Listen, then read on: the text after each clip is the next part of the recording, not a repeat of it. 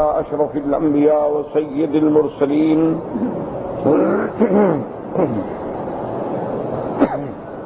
سيدنا محمد وعلى آله وأصحابه أجمعين.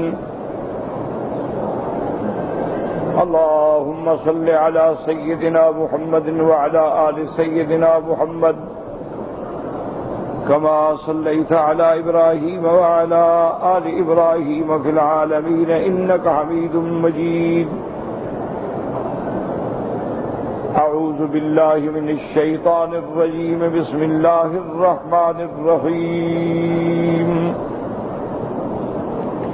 ومن آياته أن خلقكم من تراب ثم إذا أنتم بشر تنتشرون.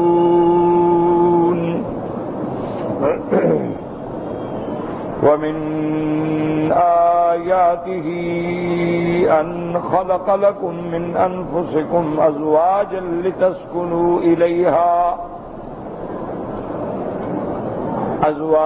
لتسكنوا إليها وجعل بينكم مودة ورحمة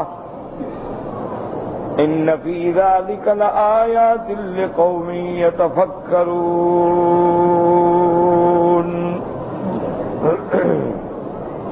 ومن آياته خلق السماوات والأرض واختلاف ألسنتكم وألوانكم إن في ذلك لآيات للعالمين. ومن آياته منامكم بالليل والنهار وابتغاؤكم من فضله إن في ذلك لآيات لقوم يسمعون. اللہ تبارک و تعالی نے کلام مقدس کی ان آیات مبارکہ میں تقریباً 6 آیات بینات کا ذکر فرمایا ہے. جیسا کہ الحمدللہ اس سے پہلے آپ پڑھ چکے ہیں کہ اللہ تبارک و تعالی نے اپنی مخلوق کو دعوت دی تھی کہ اپنے نفس میں غور کریں، جو آسمانوں زمینوں میں ہے اس پہ غور کریں کہ اللہ نے یہ کائنات جو ہے ٹھیک اندازے پہ بنائی ہے اور ایک وقت مقرر تک بنائی. پھر اللہ تبارک و تعالی نے دعوت دی کہ اولم یسیروا فی الارض، چلو زمین میں چلو پھرو اور دیکھو تم سے پہلے جو قومیں گزری ہیں ان کا انجام کیا ہوا. حالانکہ وہ تم سے قوت میں بھی زیادہ تھیں، طاقت میں بھی زیادہ تھیں، باعتبار تعبیر ارض کے بھی زیادہ تھیں، لیکن ان کے پاس بھی جب ہمارے پیغمبر آیات بینات لے کے آئے انہوں نے تکذیب کی تو نتیجہ کیا نکلا کہ اللہ نے ان کو دنیا میں بھی ہلاک و برباد کر دیا.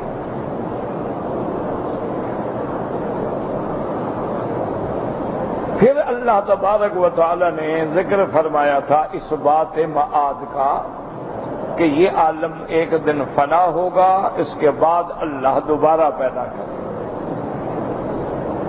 اس پہ اللہ نے ارشاد فرمایا تھا کہ جو ابتداء خلق کو پیدا کرنے پہ قادر ہے وہ اعادے پہ بھی قادر ہے، دوبارہ پیدا کرنے پہ بھی قادر ہے، اور اسی کی طرف تم نے لوٹ کے جانا ہے، پھر حساب ہوگا باقاعدہ.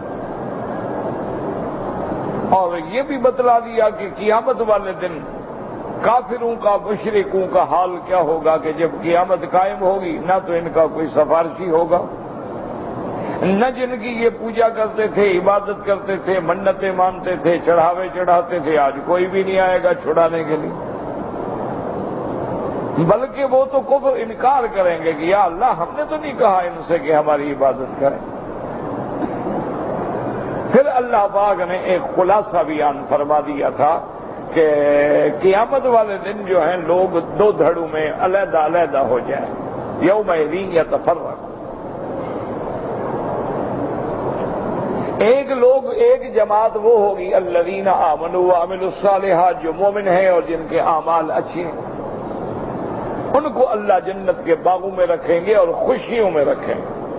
لفظ یحبرون جو ہے ینعمون سرور سے ہے اور مطلق ہے خوش، یعنی ہر قسم کی خوشی۔ اور جن لوگوں نے کفر کیا اور کفر پہ مر گئے، وکذبوا بآیاتنا، اللہ کی آیات کی تکذیب کی، اللہ کے لقاء کی تکذیب کی، تو اللہ تبارک و تعالی نے فرمایا کہ ایسے لوگوں کے لیے قیامت والے دن جو ہے عذاب میں ہوں گے، وَأُولَئِكَ فِي الْعَذَابِ مُحْضَرُونَ۔ ان تمام چیزوں کے بعد اللہ نے اپنی ذات کی تسبیح بیان فرماتے ہوئے اپنے بندوں کو سکھلایا کہ تم صبح و شام اللہ کی تسبیح بیان کرو، اللہ کی تحمید بیان کرو، اور کیوں نہ کرو کہ اسی کے لیے جو کچھ آسمانوں اور زمینوں میں ہے سب حمد کرتے ہیں۔ تو ہر حال میں بندہ شام ہو، صبح ہو، رات ہو یا صبح ہو، شام ہو یا ظہر ہو، ہر حال میں آدمی اللہ تعالی کی تسبیح کیا کریں۔ اور ان آیات کے بارے میں ایک حدیث مبارک میں بھی آیا کہ جو بندہ یہ آیات دن میں پڑھ لے، اس کے دنوں کے اعمال میں جو کمی ہوتی ہے اللہ پوری کر دے، اور اگر رات کو 3 دفعہ پڑھ لے تو جو رات کے اعمال میں کمی ہوتی ہے اللہ اس کو پورا کر دیتے ہیں۔ اور یہی وہ کلمات ہیں جو سیدنا ابراہیم الخلیل علیہ الصلاۃ والسلام پڑھتے تھے، اور جن کی وجہ سے اللہ نے ان کو فرمایا کہ وہ ابراہیم الذی وفا، جس نے پورا کر دیا۔ اب اللہ پھر اپنے آیات و بینات کا ذکر فرماتے ہیں، کیونکہ ایک قاعدہ ہے کہ کوئی انسان نہ تو خدا کو دیکھ سکتا ہے، نہ مل سکتا ہے، نہ بات کر سکتا۔ تو اب ہم نے خدا پر ایمان لے آئے ہیں، لیکن خدا کو جاننا، ماننا، پہچاننا، اس کا طریقہ کیا ہے کہ اللہ کی مصنوعات میں غور کرو۔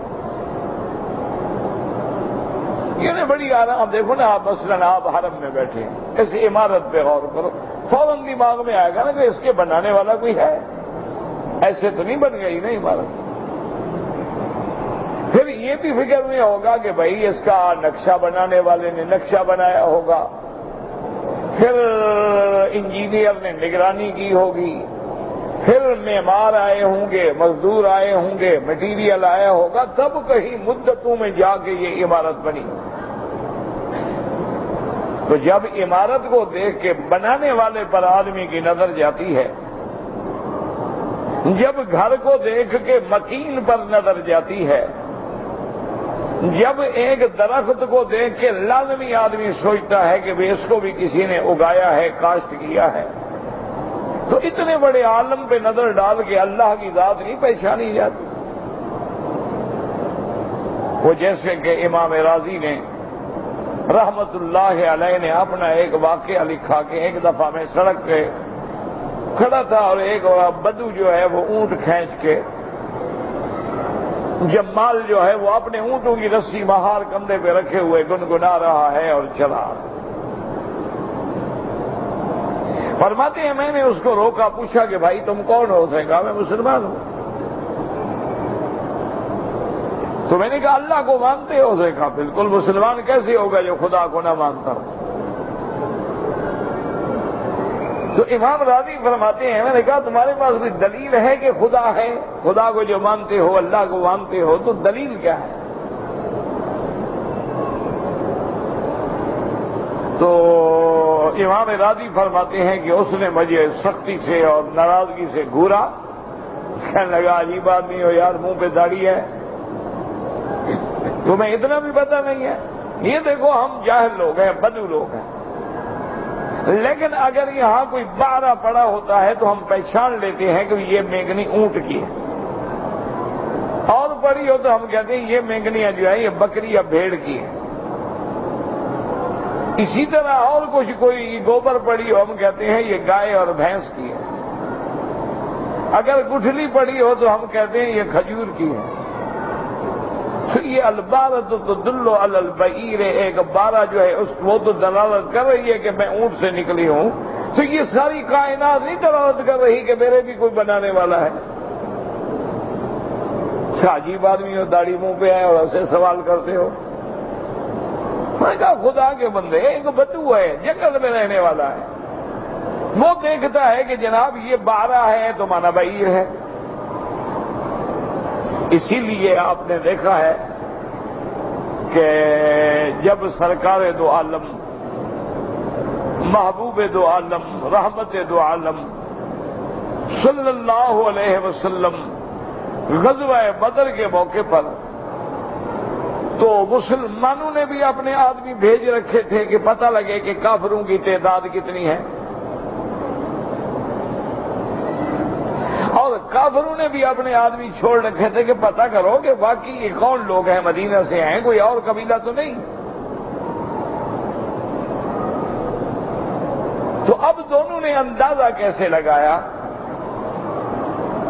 کہ کافروں کے جو لوگ تھے، 1-2 آدمی جو تھے وہ آئے ایک پانی کی جگہ پر، اور انہوں نے دیکھا بھی یہاں لوگ بیٹھے رہے ہیں اور اونٹوں کو بھی بٹھایا ہے اور پانی شانی بھرا ہے، اور وہاں اونٹوں کی مینگنیاں بھی پڑی ہیں، ان کے بارہ بھی پڑے ہیں. تو انہوں نے اونٹ کی مینگنی اٹھائی اور اس کو توڑا. تو اس میں کھجور کی گٹھلیاں تھیں. انہوں نے کہا ہاں یہ مدینے والے ہیں، انہی کے اونٹ جو ہیں نا وہ گٹھلیاں کھاتے ہیں، اور کسی کے پاس اتنا کھجوریں کہاں ہے کہ وہ اونٹوں کو کھلائے گا. تو انہوں نے اسی سے اندازہ لگا لیا کہ یہ قافلہ ہے مدینے. اچھا، اسی طرح سے جو حضور صلی اللہ علیہ وسلم نے آدمی بھیجا تھا، تو اس نے آگے رپورٹ دی. اس نے کہا کہ حضور صلی اللہ علیہ وسلم نے پوچھا کہ تم دیکھا ہے؟ اس نے کہا ہے. اب میں اچھا یہ بتاؤ کتنے اونٹ ذبح کرتے ہیں روز؟ اس نے کہا حضور 10 اونٹ ذبح ہوتے ہیں. فرمایا اس کا مطلب ہے ان کی تعداد 1000 ہے یا 1000 سے کچھ زیادہ ہے، کیونکہ ایک اونٹ جو ہے وہ 100 آدمی کھا لیتا ہے. تو 10 اونٹ ہیں تو سیدھی بات ہے 1000 ہے. تو اس طرح جب ہر بات پر اندازہ لگایا جا سکتا ہے تو یہ کتنی بڑی جہالت ہے کہ آدمی اللہ کی زمین پہ رہے اور آسمان کے نیچے زندگی بسر کرے اور اس کے سورج اور چاند اور تاروں کی روشنیوں سے فائدہ اٹھائے، اس کے اتارے ہوئے پانی سے کھیتیاں اگائے اور پھر بھی خدا کا انکار کرے. تو اس سے بڑی جہالت کیا ہو؟ اس لیے اب اللہ اپنی علامات اور نشانیاں آیات بینات کا ذکر فرماتے ہیں. وَمِنْ آيَاتِهِ أَنْ خَلَقَكُمْ وَمِنْ آيَاتِهِ أَنْ خَلَقَكُمْ مِنْ تُرَابٍ ثُمَّ إِذَا أَنْتُمْ بَشَرٌ تَنْتَشِرُونَ. اللہ فرماتے ہیں میری نشانیوں میں سے، آیات ہی نشانیاں، یعنی ایسی نشانیاں جو اللہ کی عظمت پہ، اللہ کی قدرت پہ، اللہ کے کمال پہ دلالت کرتی. وَمِنْ آيَاتِهِ أَنْ خَلَقَكُم مِّن تُرَابٍ، اس کی آیات میں سے یہ سب سے بڑی نشانی ہے کہ اس نے تم کو مٹی سے پیدا کیا. یاد رکھو کہ انسان میں عناصر اربع ہوتے ہیں، یعنی مٹی بھی ہوتی ہے اور ہوا بھی ہوتی ہے، آگ بھی ہوتی ہے، پانی بھی ہوتا ہے. لیکن مٹی کا ذکر کیوں کیا جاتا ہے، باقی کسی چیز کا ذکر نہیں کیا گیا؟ مجموعی طور پہ تو اللہ نے فرمایا وَجَعَلْنَا مِنَ الْمَاءِ كُلَّ شَيْءٍ حَيٍّ، ہم نے ہر چیز کی حیات جو ہے وہ پانی کے ذریعے رکھی ہے. وَجَعَلْنَا، پانی کو بنایا ہم نے ذریعہ حیات، اسی سے ہر چیز زندہ ہے. لیکن جہاں انسان کی تخلیق کا ذکر آتا ہے وہاں مٹی کا ذکر ہوتا ہے. جیسے اللہ تبارک و تعالیٰ نے فرمایا حضرت آدم علیہ السلام کے بارے میں کہ ابلیس نے جب سجدہ نہ کیا، اللہ نے فرمایا کیوں سجدہ نہیں کیا؟ تو کہتے ہیں ابلیس کہنے لگا انا خیر منہ خلقتنی من نار وخلقتہ من طین. تو اس نے بھی یہی کہا کہ آپ نے آدم کو مٹی سے بنایا ہے، اسی طرح اللہ فرماتے ہیں ان مثل عیسیٰ عند اللہ کمثل آدم خلقه من تراب ثم قال له كن فيكون. اللہ نے فرمایا کہ اللہ نے آدم کو بنایا مٹی سے. تو یاد رکھیں کہ مٹی کا ذکر کیوں کیا گیا، قرآن کو سمجھا کر. وَمِنْ آيَاتِهِ من تبعیضیہ ہے، اس کو کہتے ہیں من تبعیضیہ، یعنی بعض آیات، ساری تو نہیں نا. کبھی من بیانیہ ہوتا ہے، کبھی من ابتدائیہ ہوتا ہے، کبھی من تبعیضیہ ہوتا ہے. جیسے اللہ فرماتے ہیں اسریٰ بعبدہ لیلا من المسجد الحرام الى المسجد الاقصى، وہاں من ابتدائیہ ہے. نشانی یہ ہے کہ بعد میں الی انتہا کے لیے ہے، اس لیے ہمیشہ یاد رکھیں کہ من ابتدائیہ اور کبھی کبھی من لیکن بیانیہ ہوتا. فَاجْتَنِبُوا الرِّجْسَ مِنَ الْأَوْثَانِ، اللہ نے فرمایا پلیتی سے بچو. اور وہ پلیتی ناپاکی گندگی کیا ہے؟ بتوں کی عبادت، غیر اللہ کی عبادت جو ہے وہ رجس ہے، پلیتی. تو وہاں من جو ہے بیان کے لیے، اور یہاں من جو ہے تبعیض کے لیے ہے. جیسے بہت سارے مقام پہ اصل تبعیض کے لیے ہوتا ہے. وَمِنَ النَّاسِ مَن يَتَّخِذُ مِن دُونِ اللَّهِ أَندَادًا يُحِبُّونَهُمْ كَحُبِّ اللَّهِ وَمِنَ النَّاسِ، بعض لوگ. تو وہاں بھی من تبعیضیہ ہے اور یہاں بھی من تبعیضیہ ہے. وَمِنْ آیاتِهِ، اللہ کی نشانیوں میں سے، اللہ کی بعض نشانیوں میں سے یہ سب سے بڑی نشانی ہے کہ ان خلقکم من تراب. یاد رکھو ان خلقکم من تراب کیا بنا؟ بعض علماء فرماتی ہیں یعنی خلق ابوکم آدم من تراب، کہ اللہ نے تمہارے ابا حضرت آدم کو مٹی سے بنایا. تو جب ہماری اصل مٹی ہے، حضرت آدم مٹی سے ہے، تو گویا ہم بھی سب اس کی اولاد مٹی سے ہیں. اس لیے اللہ تبارک و تعالی نے فرما دیا کہ ان خلقکم من تراب، یعنی آدم، اور آدم کی اولاد جو ہے وہ جن سے آدم سے ہے. اس لیے فرمایا صیغہ جمع کا خلقکم من تراب. لیکن دوسرے مقام پہ فرماتی ہیں وَلَقَدْ خَلَقْنَا الْإِنسَانَ مِنْ سُلَالَةٍ مِنْ طِينٍ ثُمَّ جَعَلْنَاهُ نُطْفَةً فِي قَرَارٍ مَكِينٍ. آگے جو توالد و تناسل ہے، یعنی آدم کو اللہ نے مٹی سے پیدا کیا، بی بی حوا کو اللہ نے آدم علیہ السلام سے نکالا، اور اس کے بعد پھر اولاد آدم کا سلسلہ توالد و تناسل کا رکھا کہ مرد ہے، عورت ہے، نکاح ہے، زوج ہے، زوجہ ہے، پھر ان کے التفات سے اللہ آگے نسل چلاتے ہیں. فَلْيَنظُرِ الْإِنسَانُ مِمَّ خُلِقَ مِن مَّاءٍ دَافِقٍ يَخْرُجُ مِن بَيْنِ الصُّلْبِ وَالتَّرَائِبِ. اللہ نے فرمایا غور کرو، تدبر کرو، دیکھو. يَنظُرِ الْإِنسَانُ مِمَّ خُلِقَ، کس چیز سے ہم نے پیدا کیا ہے؟ فرماتی ہے کہ ہم نے اس کو پیدا کیا ہے مِن مَّاءٍ دَافِقٍ، ایک پانی سے، ایسا پانی جو ٹپک کے گرتا ہے. يَخْرُجُ مِن بَيْنِ الصُّلْبِ وَالتَّرَائِبِ، جو پشت اور سینے کے درمیان سے. بعض علماء فرماتی ہیں اس کا معنی یہ ہے کہ مرد کے صلب میں نطفہ ہوتا ہے اور عورت کے سینے میں نطفے کا مقام ہے. اور بعض فرماتی ہیں کہ نہیں، ہر مرد کا بھی سینہ ہے، مرد کی بھی صلب ہے، عورت کا بھی سینہ ہے، عورت کی بھی صلب ہے. تو اس کے درمیان سے وہ پانی گرتا ہے، اور پانی گرنے کے بعد جو ہے، اور گرتا بھی ٹپک کے ہے. جو ٹپک کے نہ گرے تو وہ نطفہ نہیں ہوتا، وہ مزی ہوتی ہے، ودی ہوتی ہے، منی نہیں ہوتی. اس لیے اللہ تبارک و تعالیٰ قرآن کو غور کریں، تدبر کریں اور سمجھنے کی کوشش کریں۔ اللہ تبارک و تعالیٰ ہمیں توجہ دلاتی ہے۔ تو بعض علماء فرماتی ہیں کہ اللہ نے جب اولاد آدم کو نطفے سے پیدا کیا ہے، مادہ منویہ جو ہے وہ کس چیز سے پیدا ہوتا ہے؟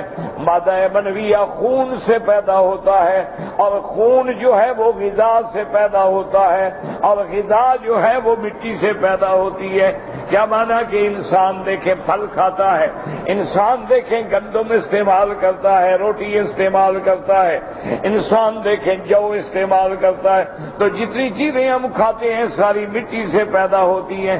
وہ غذا جو ہے جا کے معدے میں کیلوس اور کیموس بنتی ہے، اس کے بعد خون بنتا ہے، اور اس خون سے وہ نطفہ پیدا ہوتا ہے جس کو اللہ نے ذریعہ بنایا ہے تمہارے تبادل و تناسل کا۔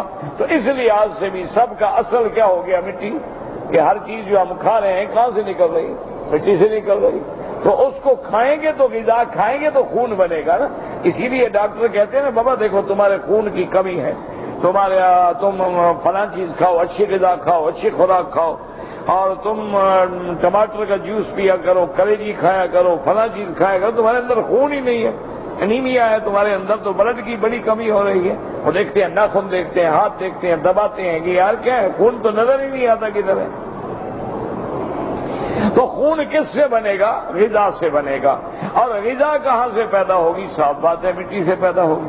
تو اس لیے فرمایا ہوا من آیاتہ ان خلقکم من تراب ثم اذا انتم بشر تنتشرون۔ اب غور کریں کہ اللہ نے مٹی کا ذکر کیوں فرمایا ہے، حالانکہ اربع عناصر ہیں، ہوا ہے، پانی ہے، آگ ہے، مٹی ہے۔ علماء نے فرمایا اس کی حکمت ہے، کمال آیت ہے، کمال دلالت ہے کہ پانی ہے اس میں بھی کچھ نہ کچھ تو حرکت ہے نا، پانی ایسے گرا دو کہیں تو جائے گا نا۔ اچھا ہوا ہے اگر چلے گی نا تو ہوا میں بھی کوئی حرکت ہے نا، آگ ہے تو آگ بھڑکے گی، اٹھے گی، چلے گی اس میں، لیکن مٹی ایک ایسی چیز ہے جو پڑی ہے جس میں کوئی حرکت ہی نہیں نا، یعنی پانی میں بھی کوئی حرکت تو ہے نا آخر، اور ہوا میں بھی حرکت ہے، آگ میں بھی حرکت ہے، لیکن مٹی ایسی چیز ہے، کہتے ہیں جی وہ تو مٹی میں مل گیا، واللہ تو مٹی ہو گیا۔ کیا مانا؟ مٹی ہے بس پڑی ہے، اس میں حرکت ہی کوئی نہیں۔ اللہ فرماتے ہیں اس چیز پہ غور کرو جس میں کوئی حرکت نہیں، میں نے تم کو اس سے پیدا کر دیا ہے۔ کیسا چلنے والا انسان بنا دیا ہے، ایک ایسی چیز سے کہ جس کے اندر کوئی تحرک ہے ہی نہیں، اس سے جب میں نے انسان بنایا، دیکھو کیسے پھر رہے ہیں، کیسے بھاگ رہے ہیں، کیسے دوڑ رہے ہیں، کیسے کام کر رہے ہیں۔ تو کمال تو یہی ہے نا کہ ایک ایسی چیز سے، ایک ایسی حقیر چیز سے اتنی شان والا بندہ پیدا فرما دیں کہ جو احسن تقویم ہو، اور جس کا مرتبہ اتنا اونچا ہو کہ ملائکہ سے بھی اونچا ہو جائے، تو یہ کمال قدرت ہے۔ اسی لیے اللہ فرماتے ہیں وَمِنْ آیَاتِهِ أَنْ خَلَقَكُم مِّن تُرَابٍ فَإِذَا أَنْتُمْ بَشَرٌ ثُمَّ إِذَا أَنْتُمْ بشر تنتشرون۔ اور یاد رکھو کہیں اللہ فرماتی ہیں بشر اور کہیں فرماتی ہیں انسان، وَلَقَدْ خَلَقْنَا الْإِنسَانَ مِنْ سُلَالَةٍ مِّن طِينٍ، اور کہیں فرماتے ہیں لَقَدْ خَلَقْنَا الْإِنسَانَ فِي أَحْسَنِ تَقْوِيمٍ۔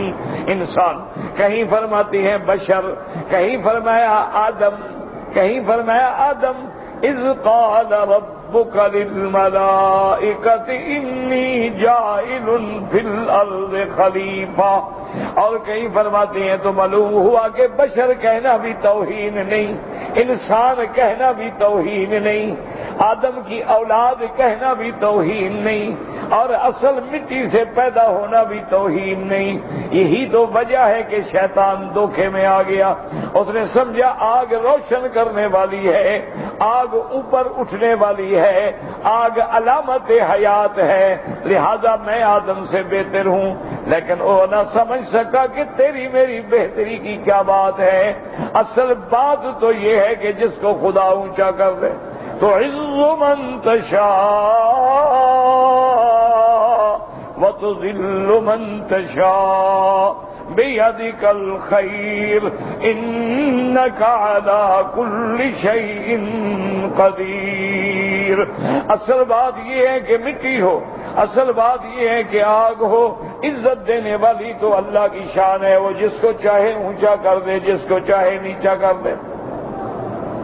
اسی لیے ایک حکایت آتی ہے نا کتابوں میں کہ کسی لڑکی کی شادی ہو رہی تھی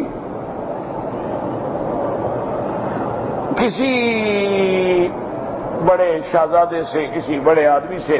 تو اس کو اس کی سہیلیاں جو ہیں وہ بناؤ سنگار اور مہندی اور میک اپ اور لباس اور زیورات اور جیولری. تو جب انہوں نے اس کو بنا لیا, سنوار لیا, سجا لیا, تو تمام سہیلیوں نے کہا کہ مبارک ہو, آج تو تم پہ ایسا روپ آیا ہے نا, ایسا حسن آیا ہے, ایسا جمال آیا ہے کہ بس آدمی کی عقل دنگ ہو جاتی. اب جو بھی آئے تو وہ یہی کہے. تو اس نے ایک سہیلی سے کہا, اس نے کہا تم کیا تعریف کر رہی ہو, دعا کرو کہ میں جس کی بیوی بن رہی ہوں وہ قبول کر لے. تمہاری تعریف کا کیا فائدہ ہے بھائی, تمہاری تعریفیں میرے کس کام کی. تمہارے نزدیک مجھ پہ روپ آیا ہے, حسن آیا ہے, جمال آیا, لیکن وہی مجھے ٹھکرا دے تو میری کیا قیمت ہے. تو اس لیے اصل بات یہ ہے دعا کرو کہ اللہ قبول فرما لے. اگر وہ قبول فرما لے تو دیکھا نہیں کہ حضرت بلال رضی اللہ تعالی عنہ کو کعبے کی چھت پہ کھڑا کر دے. حضرت بلال کا یہ مقام بنا دے کہ حضور پوچھیں کہ جبریل یہ کس کے چلنے کی آواز ہے, کہا بلال.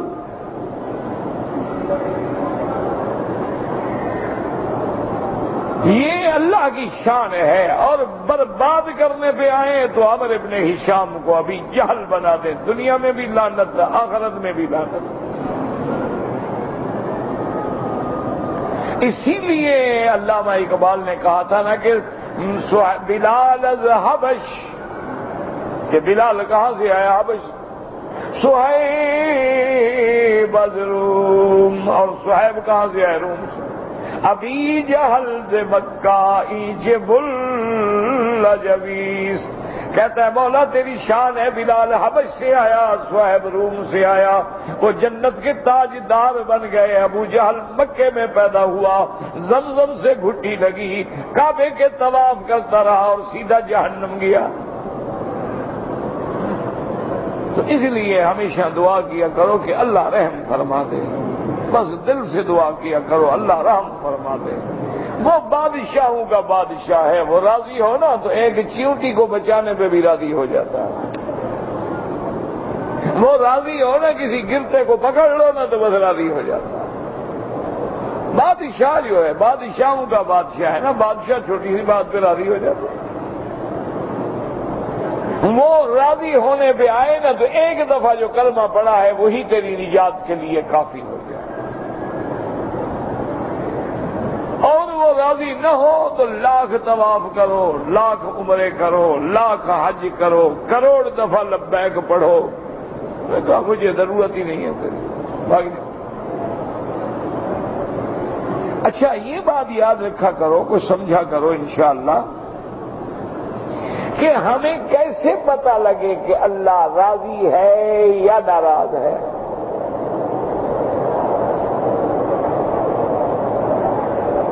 بھئی ہمیں کیا پتہ لگے گا کہ اللہ راضی ہے یا ناراض ہے, اور ہم کون ہیں, کس کھاتے میں ہیں, یہ کیسے پتہ لگے؟ بڑا آسان, بڑا ہی آسان ہے, لیکن شرط یہ ہے کہ تم ذرا غور کرو.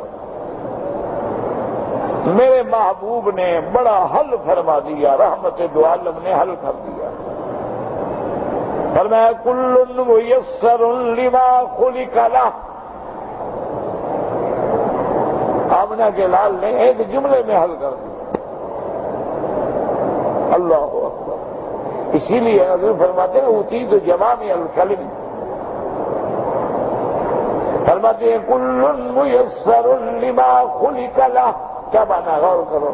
فرماتے ہیں کہ جو کام کر رہے ہو بس اسی پہ نظر ڈال لو کہ تمہارے کام حکم خدا اور اطاعت مصطفیٰ کے مطابق ہیں، مانا اللہ راضی ہے. اگر تمہارے اعمال حکم خدا کے بھی خلاف ہیں اور مصطفیٰ کے بھی خلاف ہیں، لاکھ ترقی کر لو لیکن اللہ ناراض.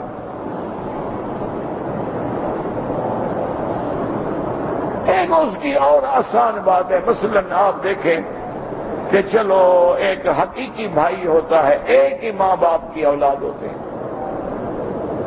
ناراضگی ہو گئی، جھگڑا ہو گیا، وہ کہتا ہے خبردار میرے گھر میں قدم نہ رکھنا، ٹانگیں توڑ دوں گا. تو جب ناراض ہو تو کوئی گھر میں نہیں آنے دیتا. بیوی ہے بندے کی، خامد ناراض ہو گیا، جاؤ اپنے ماں باپ کے گھر میں بیٹھو.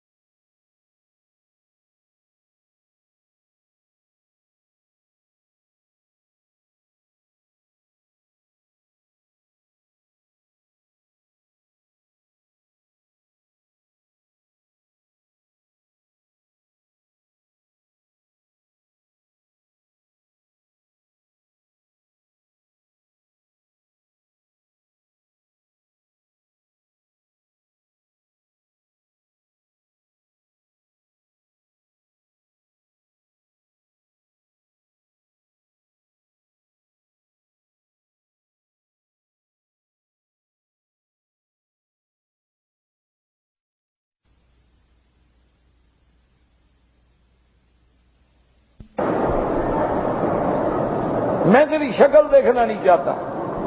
اور بیوی ہے تمہاری، خدا کے بندے ناراض ہے. بیوی خامد سے ناراض ہے، خامد بیٹھا ہے منتیں کر رہا ہوگا، بس مہربانی مجھے طلاق دینا دے دو، جاؤ میں تمہارے گھر میں نہیں آتی، میں جہنم میں چلی جاؤں گی، تیرے گھر میں نہیں آؤں گی. تو اسی سے اندازہ لگا لو کہ اگر اللہ اپنے گھر میں آنے دیتا ہے، نماز پڑھنے دیتا ہے، اپنے نام کا ذکر کرنے دیتا ہے، حضور کی محبت نصیب فرما دی ہے دل میں، اور اللہ کے فرمان پہ حلال کھا رہے ہو، سچ بولتے ہو، جھوٹ سے بچتے ہو، زنا سے بچتے ہو، سود سے بچتے ہو، رشوت سے بچتے ہو، حرام سے ڈرتے ہو، سمجھ لو مولا راضی ہے، میرے اندر حرام آنے ہی نہیں دیتا. ایک دفعہ سیدنا ابو بکر صدیق سب کہتے ہیں رضی اللہ عنہ تشریف لائے تو گھر کے اندر وہ دیوار میں تاک بنا تھا، اس میں ان کے لیے دودھ رکھ دیا جاتا تھا. تو اس دن دودھ ذرا زیادہ تھا. اچھا خدا کی قدرت ہے، حضرت کو بھی پیاس لگی ہوئی تھی، حضرت دودھ پی لیا. پھر خادم کو بلایا کہ بھائی آج دودھ زیادہ ہے، کہاں سے آ گیا؟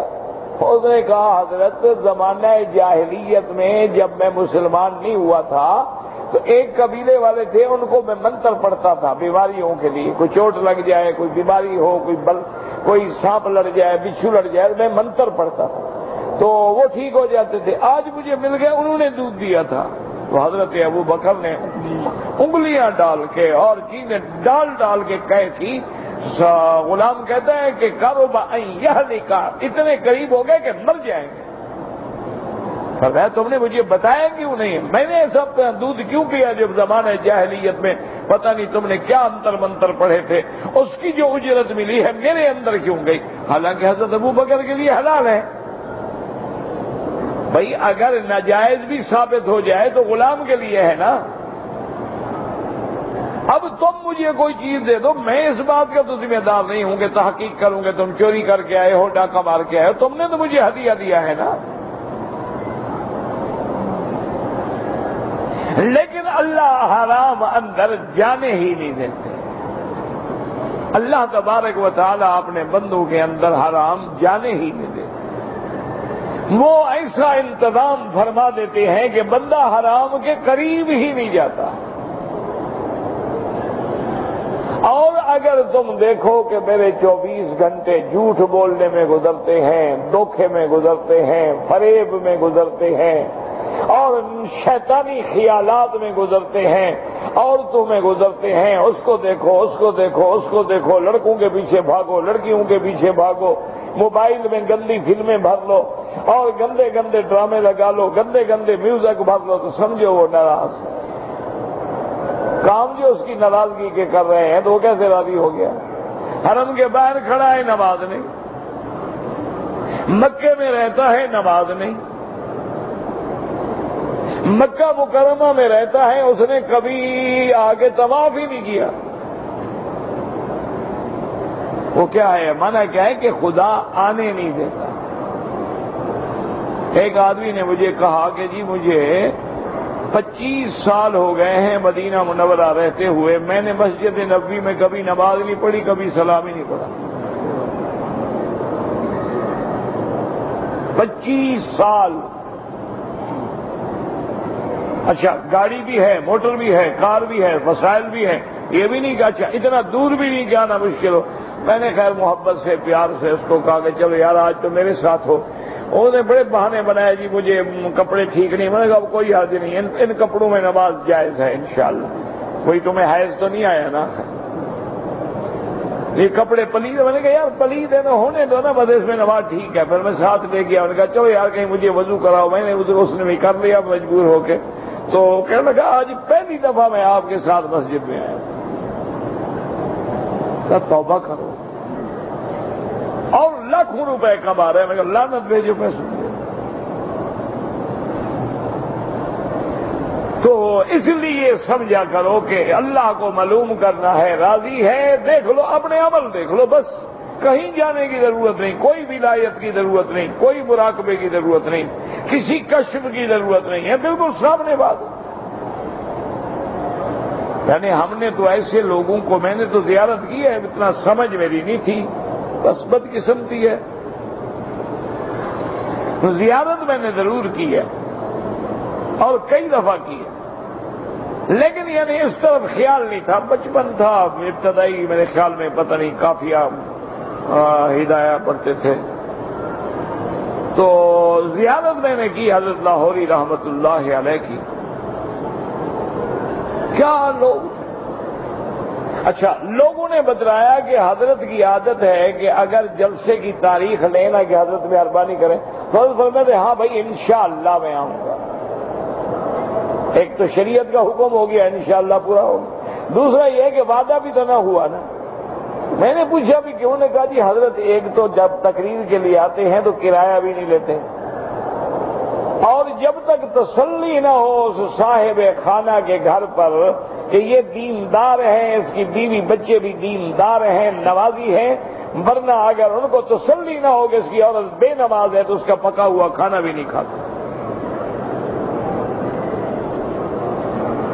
اور کیا کرتے تھے پتہ ہے؟ چنے اور گڑ کی چھوٹی چھوٹی ریوڑیاں بنا کے ایک تھیلی میں رکھی ہوئی تھی, اور جہاں تسلی نہ ہوتی چپ کر کے بغیر بتائے ہوئے مسجد کے کونے میں جا کے بیٹھ جاتے. وہ تھوڑے سے چنے کھا لیتے, گڑ کھا لیتے, پانی پی لیتے, بس روٹی ہو گئی.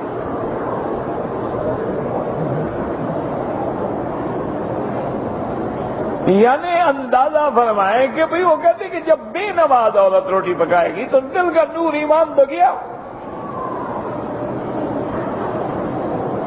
اب خود غور کر لو ہمارے گھروں کا کیا حال ہے. ہماری بیویوں نے کبھی زندگی میں وضو بھی کیا ہے یا نہیں؟ تم رات گھر میں جا کے ذرا پوچھ لینا نا کہ بیوی کو حیض سے غسل کرنے کا طریقہ آتا ہے؟ پانی تو خیر بہا لیتی ہوگی بیچاری. اس کو پتہ ہے کہ غسل جنابت کے کیا فرائض ہیں؟ وہ تو ضرورت نہیں کہو جی ہم تو تب پوچھیں جب ہمیں بھی آتا ہو. جب ہمیں نہیں آتا تو کیا فائدہ؟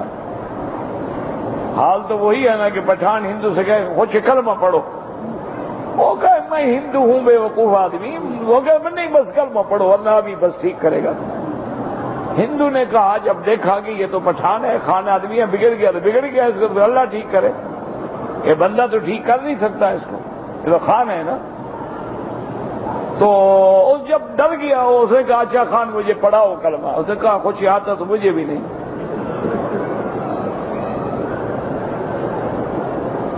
چلو کہتے ہیں بیٹھو خلاص مجھ کو بھی نہیں آتا تم کو بھی نہیں آتا.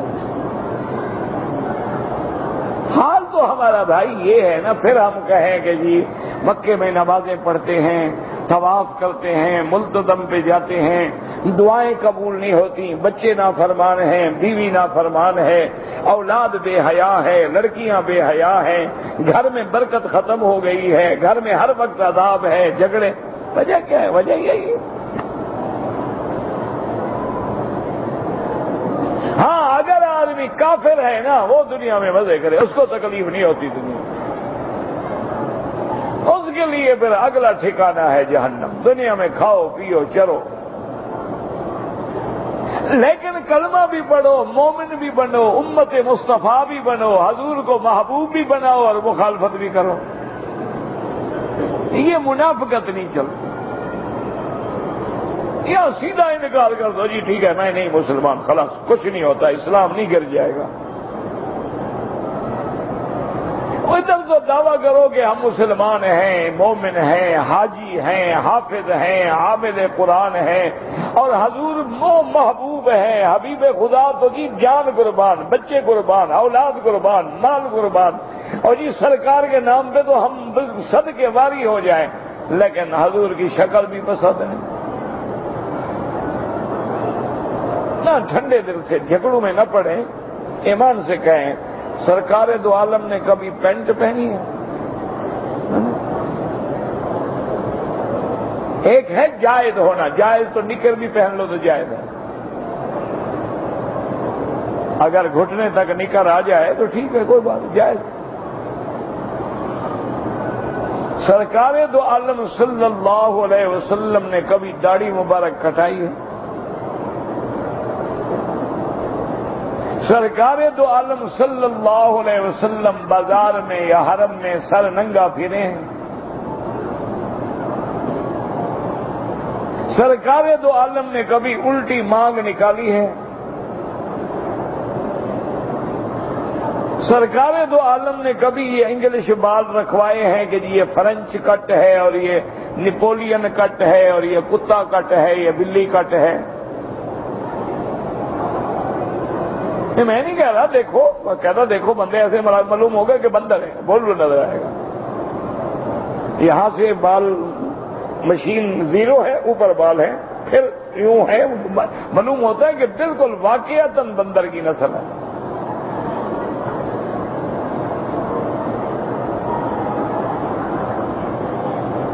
تو پھر کیا مانا محبت کا؟ محبت کا مانا یہی ہے میں انگوٹھے چوم لی 12 ربیع الاول کو جھنڈی لگا دی گھر میں میلاد النبی منا رہے ہیں میلاد شریف میلاد شریف اندر کیبنٹ شرابوں کے بھرے ہوئے ہیں گھر میں میلاد شریف کی محفل. اور جب میلاد شریف کی محفل بڑے گھروں میں ختم ہو جاتی ہے نا تو بیگمات القرانیوں کو کہتے ہیں نا کہ ذرا پیک بناؤ نا تھک گئی ہوں بہت تھک گئی ہوں آج تو بہت بیٹھنا پڑا نا نیچے. میلاد کے فوراً بعد پیک چڑھاتے ہیں. انا للہ و انا الیہ راجعون. دعا کرو اللہ ہمیں حضور کا غلام بنائے. اب دیکھیں اللہ کے قرآن کی آیا وَمِنْ آيَاتِهِ أَنْ خَلَقَكُم مِّن تُرَابٍ ثُمَّ إِذَا أَنْتُمْ بَشَرٌ تَنْتَشِرُونَ. اللہ فرماتے ہیں دیکھو میں نے تمہیں مٹی سے پیدا کیا اور تمہارے اندر کیسے میں نے شکلیں بنائی، اور جب تم پیدا ہو گئے دنیا میں آ گئے، اب ساری دنیا میں پھر رہے ہو. ثم اذا انتم بشر، جب کامل انسان بن گئے، تنتشرون فی اقالیم الارض، پوری دنیا کے اندر تم پھیل گئے ہو. اسی پہ تو غور کرو، اپنے آپ پہ تو غور کرو کہ ہمیں کس نے بنایا. اگر کوئی کہے کہ مجھے تو میرے ماں باپ کی وجہ سے میں پیدا ہوا، تو تمہارا ماں باپ، پھر چلتے جاؤ آدم تک جاؤ گے، پھر آدم کو کس نے بنایا؟ اگر کوئی کہے میں تو جناب اس مادہ منویہ سے پیدا ہوا، اس کو کس نے بنایا؟ اس کے اندر ملینز کے حساب سے وہ جرثومات کس نے رکھے؟ اور وہاں ان کیڑوں کو پھر کس نے زندہ رکھا؟ کیوں؟ اگر وہ کیڑے مر جائیں اولاد نہیں ہوگی. اچھا وہ کیڑے تعداد میں کم ہیں تب بھی اولاد نہیں ہوگی. وہ کیڑے تو ہیں لیکن کمزور ہیں، ضعیف ہیں، بیمار ہیں، تب بھی اولاد نہیں ہوگی. تو یہ سارے نظام پہ اللہ فرماتے ہیں غور کرو میری نشانیوں پہ. جب ان پہ غور کرو گے تو اعتراف کرو گے کہ فتبارک اللہ احسن الخالقین. اللہ آپ کو بھی اور مجھے بھی تدبر کی اور قرآن پہ عمل کرنے کی، پڑھنے کی اور غور کرنے کی توفیق دے.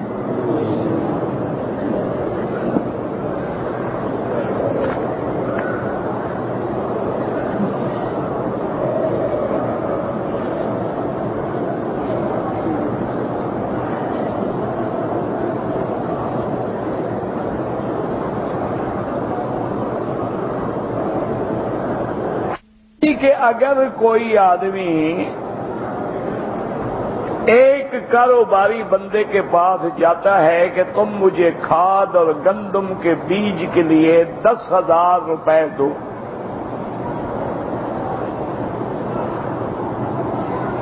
میں یہ پیسے جو ہیں تمہیں اپریل میں جب فصل کی کٹائی ہوگی تو لوٹا دوں گا. لیکن وہ کاروباری آدمی کہتا ہے کہ ایک شرط ہے کہ میں تم سے نقد رقم کے بدلے 10,000 روپے کی گندم خریدوں گا، لیکن اپریل کے مارکیٹ ریٹ سے فی بوری 20 روپے کم ادا کروں گا. بالکل ناجائز ہے، حرام. وہ تو اپنے 10,000 روپے میں نفع وصول کر رہا ہے نا.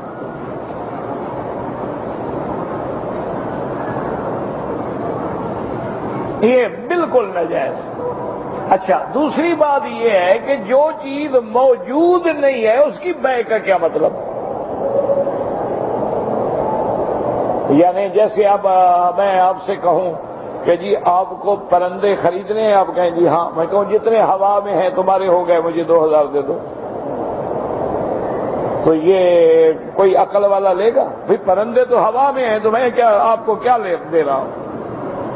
تو اسی لیے اسلام یہ شرط لگاتا ہے کہ جو چیز تم بیچ رہے ہو کیا تمہارے پاس موجود ہے؟ گندم تو ابھی اتری ہی نہیں. گندم تو اترے گی اپریل میں، تو پہلے کیسے سودا ہو گیا؟ پھر 20 روپے کم ریٹ پہ کیوں سودا ہو گیا؟ تو ایسی شرطیں اور ایسی بے اور ایسے قرضے جو ہیں بالکل حرام.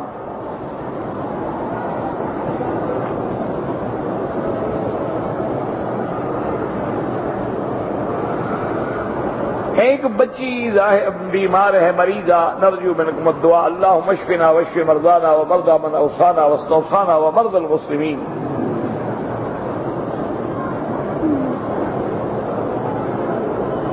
کہتے جی کہ حضرت اسماعیل علیہ السلام نے عربی زبان کہاں سے سیکھی؟ حضرت ابراہیم علیہ السلام کی زبان تو عربی نہیں تھی. بالکل ٹھیک ہے. ابراہیم علیہ السلام تو رہتے شام میں تھے. حضرت اسماعیل جب پیدا ہوئے ابھی دودھ پینے کی عمر میں مکہ آ گئے. پھر زمزم نکلا, قوم عمالقہ آ کے آباد ہوئی. وہ عرب تھے, ان سے عربی سیکھی. قوم عمالقہ اور قوم جرہم یہ قبائل ہیں جو یمن سے آ کے آباد ہوئے.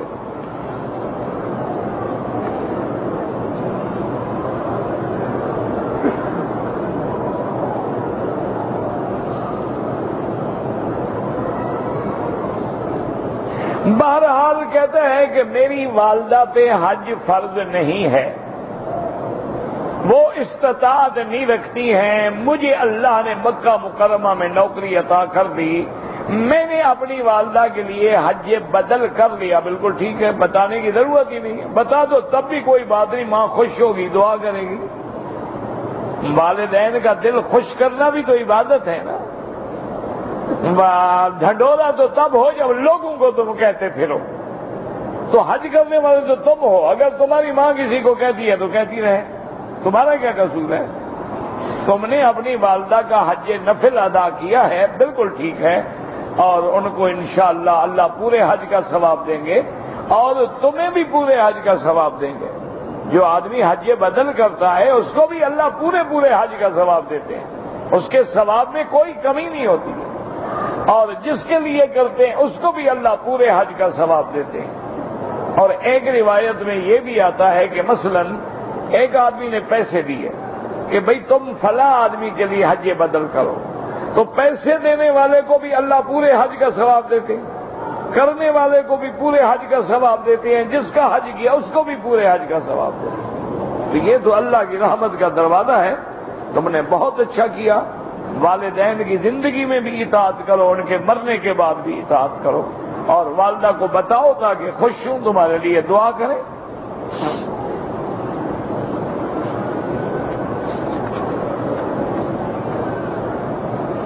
کہتے جی کہ اگر کوئی ٹیلی فون پر نکاح کرے, بالکل نہیں ہوتا. نکاح کے لیے ضروری ہوتا ہے کہ دونوں ایک محفل میں موجود ہوں اور ایجاب قبول ہو, گواہ ہوں. ٹیلی فون پر آدمی جو ہے دور ہے, عورت دور ہے, اور آواز بھی بدلی جا سکتی ہے. اور آج کل تو ماشاءاللہ ایسا میک اپ ہوتا ہے کہ لڑکی بھی بدلی جا سکتی ہے کہ جب تمہارا نکاح ہو جائے, جب واپس آؤ ماشاءاللہ تو حور کے بجائے لنگور ٹکر جائے. پھر کیا کرو گے؟ تو اسلام کے احکام میں حکمت ہے. اگر تم دور ہو, چھٹی نہیں ملتی, بڑا آسان حل ہے کہ ایک کاغذ پر لکھ لو اپنے قابل اعتماد چاچا ہے, والد بھائی ہے, عزیز ہے, دوست ہے, کوئی عالم دین ہے جس پہ اعتماد ہو. لکھ دو کہ میں مسمی فلان ابن فلان فلاں شخص کو اپنا وکیل مقرر کرتا ہوں, وکیل شرعی, اور اس کو بحیثیت وکیل کے یہ حق دیتا ہوں کہ میرا نکاح فلاں بنت فلانہ سے جا کے کر لے. تو وہ تمہاری طرف سے وکیل وہاں ایجاب و قبول کر لے گا, تمہارا نکاح ہو گیا. اور وہ تسلی بھی کر لے گا کہ وہی لڑکی ہے, خاندان ٹھیک ہے, بچی ٹھیک ہے, کوئی جھگڑا تو نہیں, کوئی فتنہ تو نہیں.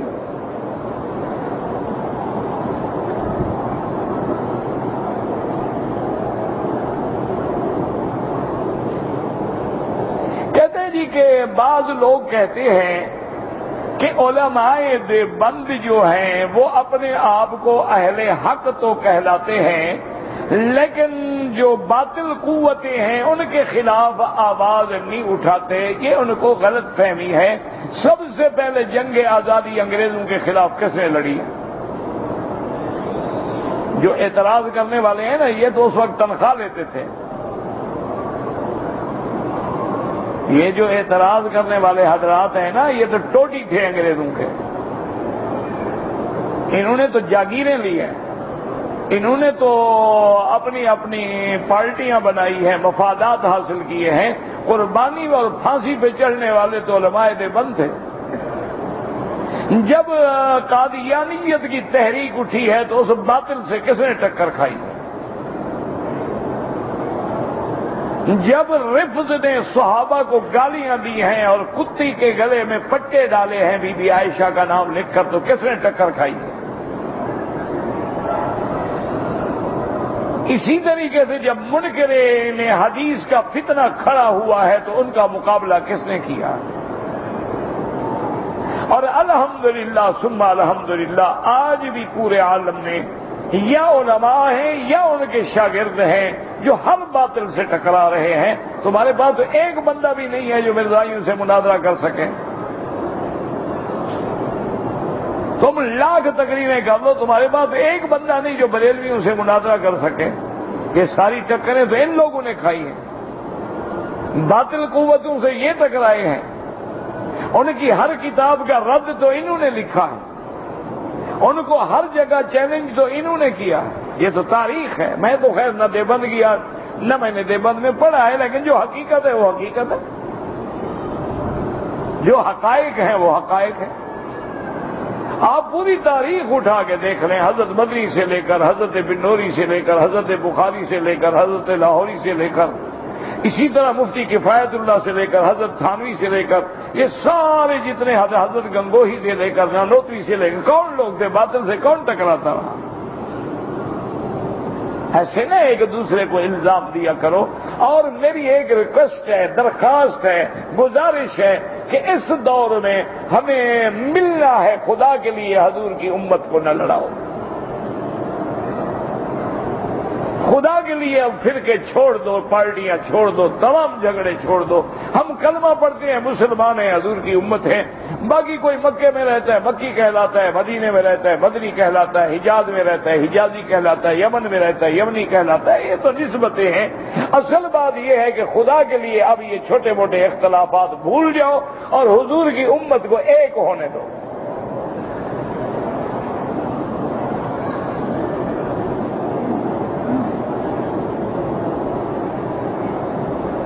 کپڑے کے درمیان میں عضو کو ہاتھ لگ جائے تو وضو دوبارہ کر لے. کپڑے کے ساتھ لگے تو کچھ تمہیں یہی عضو کا ہی مسئلہ پوچھنا ہوتا ہے. ہر وقت تم نے کیوں منہ میں رکھا ہوا ہے؟ روز ایک ہی قلم ہے، لکھنا بھی لکھنے والے کا انداز بھی اندازہ ہو جاتا ہے نا. ہمیں تو تجربہ ہے، رات دن بھی ان سے ٹکراؤ رہتا ہے. کیا کریں آخر؟ مضمون بھانپ لیتے ہیں لفافہ دیکھ کر. اتنا تجربہ تو ہو جاتا ہے نا آدمی کو. ہر وقت تمہیں ایک ہی مسئلہ یاد ہے.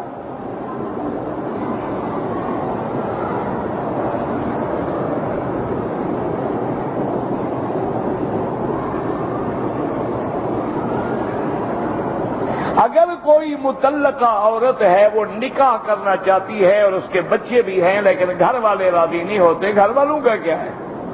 اب وہ متعلقہ ہے، بیوہ ہے، جا کے قاضی کو درخواست دے، قاضی ولی بن کے نکاح کر دے گا.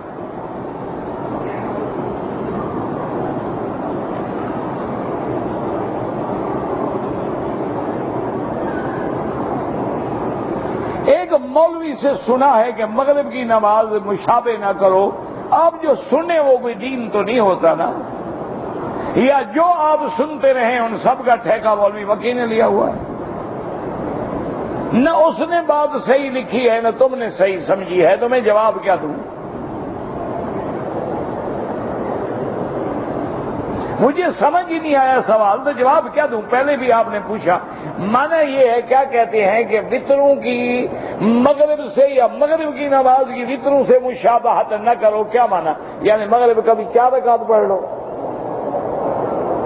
کیا مانا کیا ہے؟ یا جس طرح مغرب پڑھتے ہو ایسے وطر نہ پڑھو؟ کیا سوال واضح کرو نا. جب سوال سمجھ نہ آئے جواب کیا دیں گے؟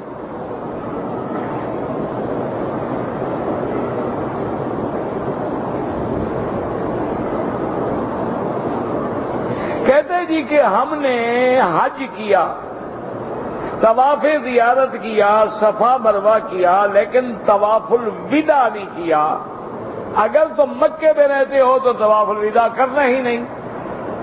اگر تم انڈیا کے رہنے والے ہو اور طواف الوداع کے بغیر انڈیا چلے گئے تو دم دینی پڑے گی. ایک بکری مکے میں بھیج کے ذبح کراؤ، پیسے بھیجو، کسی کو وکیل بناؤ.